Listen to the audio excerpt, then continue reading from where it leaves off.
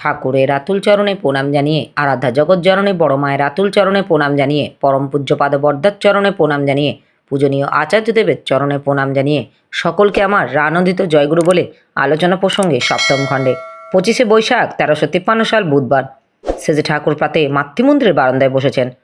প্রমোদ দে, নিবারণ বাগচি, জগদীশ শ্রীবাস্তব, উমা বাগচি, রাজেন মজুমদার, গোপেন রায়, রাধারমন জোয়ারদার, পণ্ডিত ভট্টাচার্য, দাশু রায়, বীরেন ভট্টাচার্য, শৈলেশ বিশ্বাস, কানু মিত্র, মোহন বন্দ্যোপাধ্যায় প্রভৃতি অনেকেই কাছে উপবিষ্ট আছেন। কেউ কেউ এসে প্রণাম করে চলে যাচ্ছেন। সেজে ঠাকুর নিজে থেকেই প্রসঙ্গ তুললেন। আমাদের সমাজে অকর্মা বা দুষ্কর্মা মানুষ যারা, তাদের প্রথমে আত্মীয়করণ করতে চেষ্টা করে, তা না পারলে নিরুদ্রব করে রাখতে চেষ্টা করে, তাও যদি না পারে তখন বিতাড়ন করতে চেষ্টা করে। যদি বিতাড়ন করতে না পারে তাহলে সমাজ নিশ্চিহ্ন হয়ে যায়, উভয়েরই মরণ হয়। আলোকলতার পুষ্ট হয় যে গাছকে জড়িয়ে ধরে থাকে তার উপরেই দাঁড়িয়ে। কোনো কোনো সময় এমন দেখা যায় যে সে ওই গাছের জীবনের বিনিময়ে বাঁচতে চায়। ওই চেষ্টা কিন্তু উভয়ের পক্ষেই সর্বনাশা। অনেক সময় একটা ভালো রাষ্ট্রের মধ্যে কতগুলি খারাপ লোক থাকে, রাষ্ট্র সেখানে খারাপ লোকেদের সংশোধক করতে চেষ্টা করে। কোথাও কোথাও খারাপ রাষ্ট্রের মধ্যে কতগুলি ভালো ব্যক্তিও থাকে, তারা মুষ্টিমেয় হলেও তাদের প্রভাব রাষ্ট্রের উপর কিছু না কিছু গিয়ে পড়ে। অবশ্য ওই ভালো লোকগুলি যদি ব্যক্তিত্বশালী ও করিতকর্মা ও যাজনমুখর হয়, ওগুলি হলো লোক কল্যাণার্থে প্রকৃতি নিষ্ঠানন্দিত প্রচেষ্টা। কিন্তু যুগপৎ দুইটাই খারাপ হলো, প্রকৃতি তাদের মরণ ঘোষণা করে।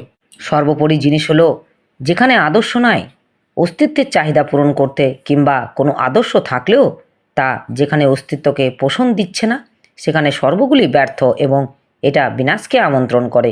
তাহলে আমরা বাঁচতে চাই এলোমেলোভাবে নয়, আদর্শকে পূরণ করতে এমনতর করে চলাটাই হলো চিরন্তন বিবর্ধনের পথ। আসল জিনিস হলো ধর্ম বাঁচা বাড়া, বাড়ার পথেই চলাটা স্বাধীনতা। স্বাধীনতার মধ্যে আছে শুনেছি, অর্থাৎ বৃদ্ধি পাওয়া। মানুষের বাড়ার পথ যদি সাপ না হয় তবে তাকে স্বাধীনতা বলে না। স্বাধীনতা পেতে হলে চাই স্বাধীনতা। স্বাধীনতার কথা অর্থ হলো প্রত্যেকের প্রতি স্বার্থান্বিত হয়ে ওঠা, সম অন্তরাসের জন্য। ওর ধাতুগত অর্থ হলো ভগবত নিলয়ে প্রীতির সঙ্গে বাস করা। তাহলে সামর্থ্য থাকলেও যারা খাটে না, করে না, বা যাদের করা এতখানি হয় না যাতে খাওয়াটা ও করার স্বাভাবিক ফল হয়, সেই শ্রেণীর পরোক্ষ শোষকদের সমাজ কতদিন বরদাস্ত করতে পারে? মানুষ বাঁচার চলনায় স্বাধীন, কিন্তু মরণ চলনায় তাকে অবাধে চলবার স্বাধীনতা দেওয়া যে সমাজের পক্ষে সম্ভব নয়। সেই স্বাধীনতা দিলে সবারই মরণের পথ প্রশস্ত হতে থাকবে। এইখানেই লাগে আইন, শৃঙ্খলা, শাসন। কোনো একটা রাষ্ট্র এমন হতে পারে না যে প্রজাগুলি অলস বা বিপদগামী হয়ে চলবে, এবং রাষ্ট্র তার প্রতিকার না করে তাদের নির্বিবাদে প্রতিপালন করে যাবে। জগদীশদা আজ আবার পৈতৃক সম্পত্তির উত্তরাধিকারী সম্বন্ধে প্রশ্ন তুললেন। শেষে ঠাকুর, যতক্ষণ পর্যন্ত পৈতৃক গুণাবলীর উত্তরাধিকারী ও প্রাচুর্য থাকে ততক্ষণ পর্যন্ত পৈতৃক সম্পত্তির উত্তরাধিকার রক্ষা ও বৃদ্ধি করা সম্ভব, নইলে সম্পত্তি বাধা পড়ে, বাকি খাজনায় নালিশ হয়, প্রজারা মান্য করে না, এসব হয়। উত্তরাধিকার লাভ করবার স্বাভাবিক ঝোঁক আছে মানুষের। আমার ভালো কাজগুলি রক্ষা করবে, বাড়াবে আমার ছেলে। আমার অর্জিত সম্পত্তি হলো আমার গুণপনা ও কর্মের ফল। ছেলেটা আমার গুণ যেমন পাবে, তেমনি আমার গুণাবলী ও কর্মের ফলও তার পাওয়া উচিত, যাতে ওইগুলির উপর দাঁড়িয়ে সে আরও এগিয়ে যেতে পারে। এগিয়ে যাওয়া মানে হলো স্বপরিবেশের বাঁচা বাড়ার পথে এগিয়ে যাওয়া। কেউ যদি শোষক বা অত্যাচারী হয়ে ওঠে, সেটা এগিয়ে যাওয়া নয়, সেটা পিছিয়ে যাওয়া। তখনই রোখাই লাগে। প্রকৃতিও তখন তাকে নিরস্ত করতে সক্রিয় হয়ে ওঠে। সে খোয়ায় নানাভাবে। স্বাভাবিক আইন আছে, নিয়মন আছে, কেমনভাবে উত্তরাধিকারটা প্রকৃত হবে বা হবে না। উদ্দেশ্য হলো পুরুষানুক্রমে বৈশিষ্ট্য ও শক্তির বিকাশ, এবং তা আদর্শার্থে পরিবেশকে সেবা করবার জন্য। আমার রূপায়িত কর্মের উপর আমার ছেলে দাঁড়াবে, এটা স্বাভাবিক আইন। বলতে বলতে শেষে ঠাকুর একটু থামলেন। আশ্রম প্রাঙ্গণে কয়েকটা গরু চড়ে বেড়াচ্ছে।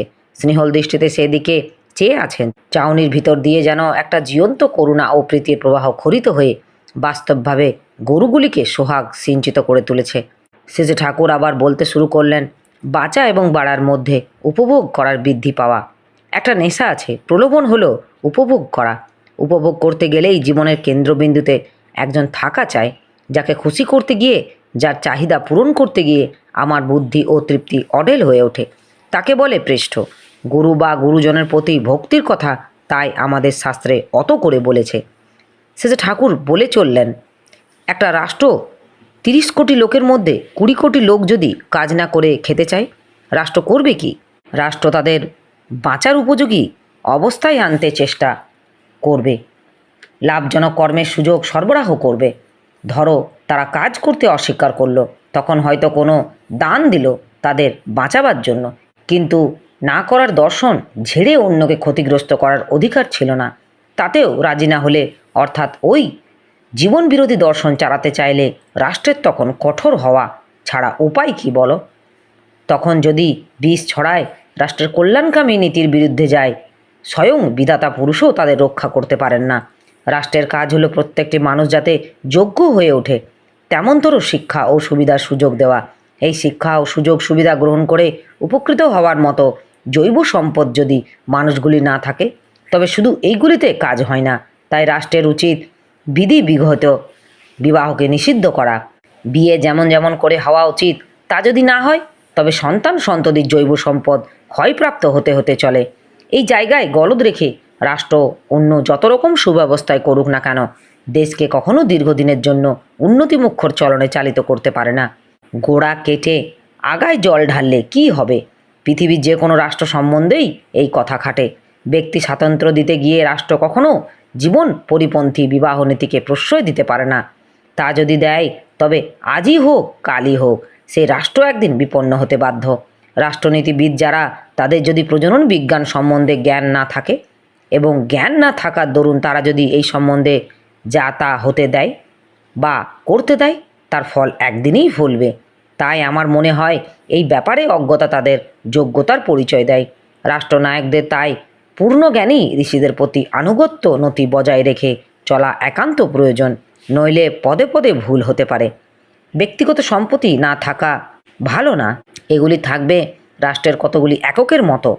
মানুষের নিজের বলতে যদি কিছু না থাকে, তার উপর দাঁড়িয়ে আদান প্রদানে, সেবা পরিবেশনে সে বাঁচার পথে অবাধভাবে এগিয়ে যেতে পারে। গোলামিতে যথাসম্ভব পরিহার করে, তাহলে তার স্বাধীনতা থাকে না। গুণ এবং শক্তিগুলি বিহিত অনুশীলনের সুযোগ পায় না। জমিদারি রাখা ভালো। জমিদারে কাজ হবে তার অধীনস্থ প্রত্যেকটি প্রজাকে শাসন ও তোষণ পোষণ সমৃদ্ধ করে তোলা। জমিদারি পরিচালনার ব্যাপারে জমিদারের সঙ্গে প্রজাদের প্রতিনিধি থাকা ভালো। রাষ্ট্র সেই জায়গায় হস্তক্ষেপ করবে যেখানে প্রজাদের কল্যাণ বিরোধী কিছু করা হয়, নইলে তাদের মতো করে তাদের হাতে যতখানি ক্ষমতা স্বাধীনতা দেওয়া যায় তাই ভালো।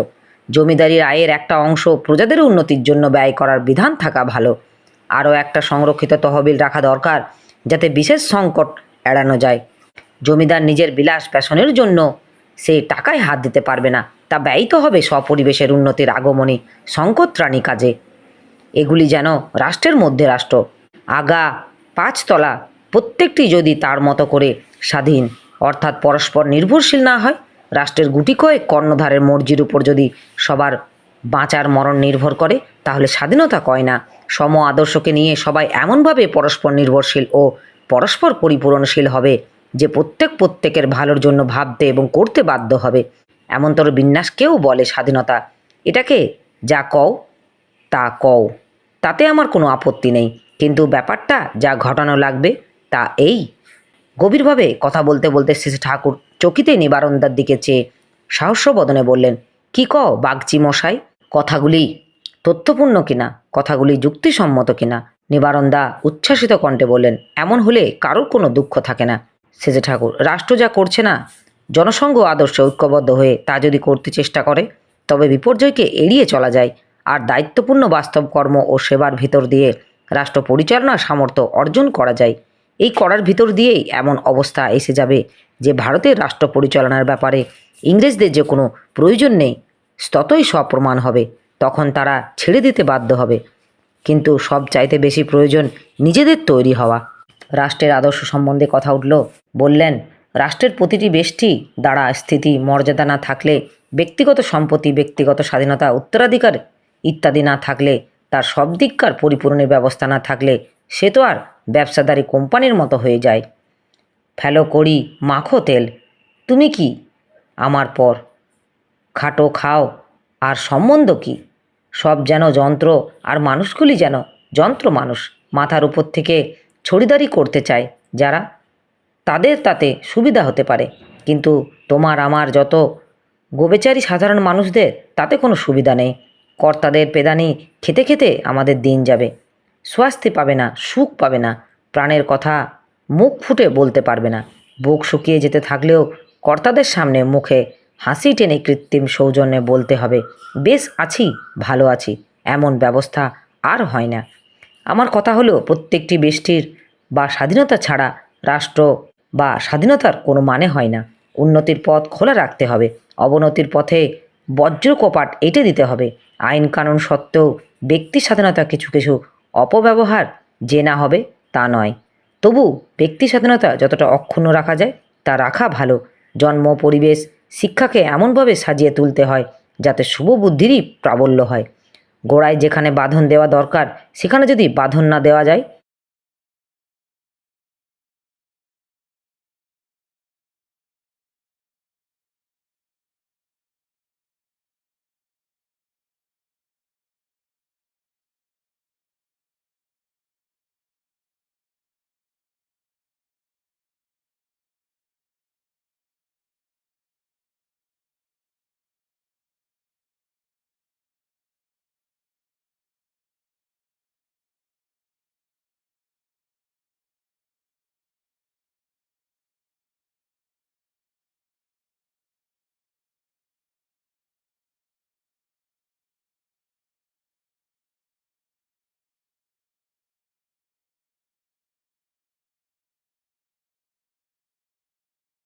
না হয় যাবে দোজখস্তান।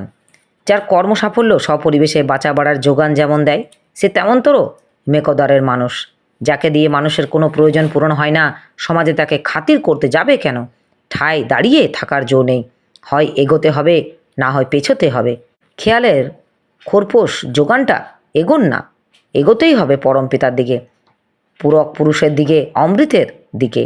সমৃত বিশ্বে অমৃতস্য পুত্রা আজে ধামানি দিব্যানি স্থুত বেদাহমেতম পুরুষম মহাত্তম আদিত্যবর্ণম তমস্য পরাসত্তমেব বিদিত্তা অতিমৃত্যুমেত নানম পন্থা বিদ্যয় হয়নায়।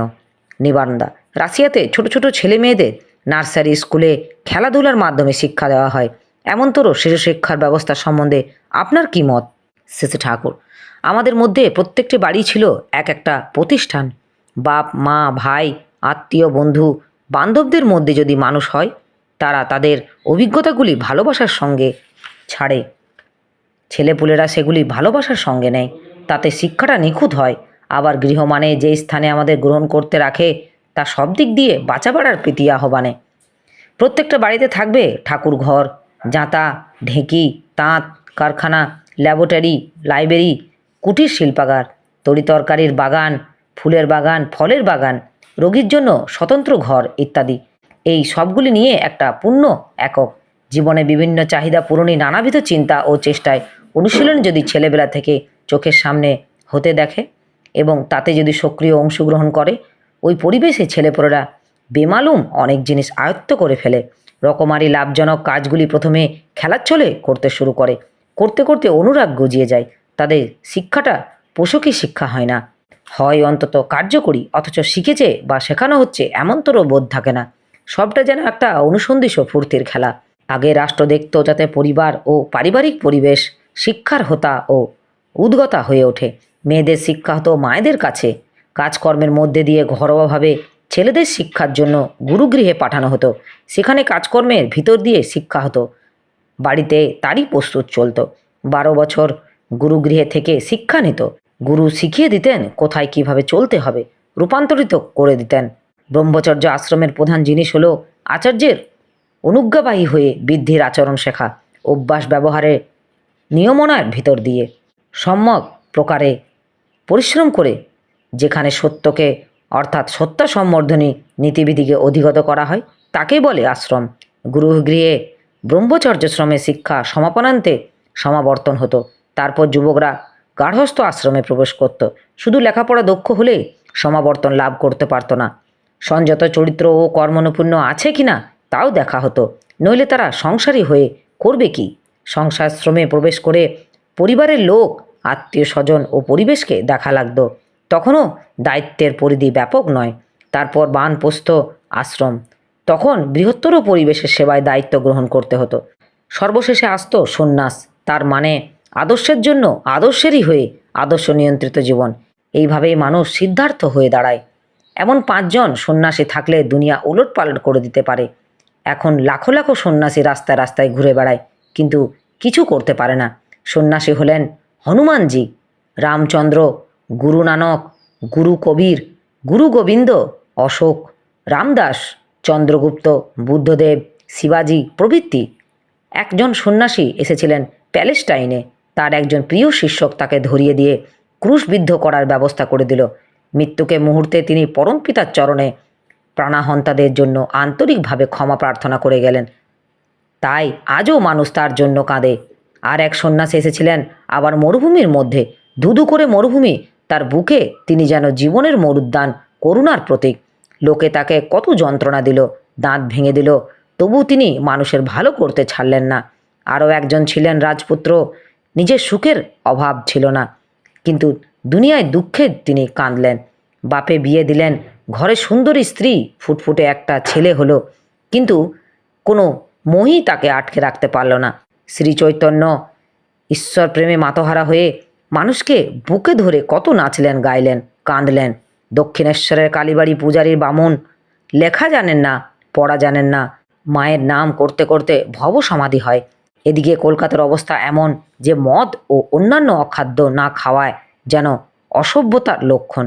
সেই বাজারে ঠাকুরের পানের ক্ষতি বগলে করে কলকাতায় মাথায় মাথায় লোকেদের বাড়ি বাড়ি ঘুরছেন, ভগবানের গুণগান করছেন, ভক্তি বিশ্বাসের কথা বলছেন। বস্তুর সর্বত্যাগী রাজপুত্র নবদ্বীপের প্রেমের গোড়া।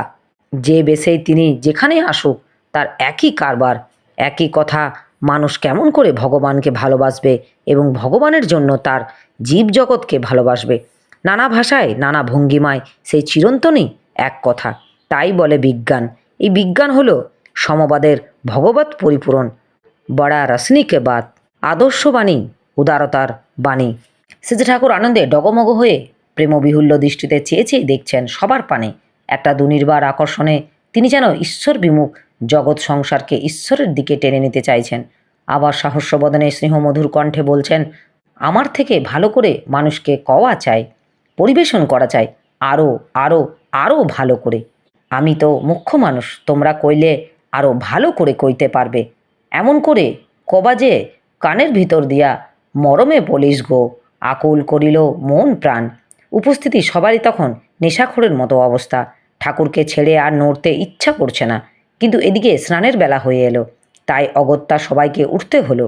সবারই চোখে মুখে অন্তর্মুখী তন্ময়তা ও ঊর্ধ্বলোকের আনন্দের আবেশ। আমার এই আলোচনা প্রসঙ্গে কিছু ভুল ত্রুটি হয়ে থাকলে আপনারা আমায় ক্ষমা করবেন। উপস্থিত দাদা, ভাই, বোন, মায়েদের আমার আনন্দিত জয়।